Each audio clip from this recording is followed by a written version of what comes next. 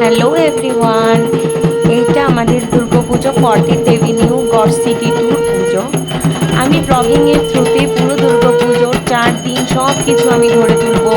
আমরা এখানে কিভাবে পুজোকে মজা করি, দিল্লিতে থেকেও আমরা কিভাবে দুর্গাপূজাকে আমাদের সোসাইটিতে সুন্দরভাবে সব কিছু বাঙালিয়ানার মতো পুজো তুলে ধরি। আমাদের এখানে দু ধরনের নর্থ ইন্ডিয়ান প্লাস দুর্গাপুজো বাঙালিয়ানা দু ধরনেরই পূজা হয়। আমরা কিভাবে খুব মজা করে সবাই মিলে এই পুজোটাকে 4 দিন সবাই এনজয় করি।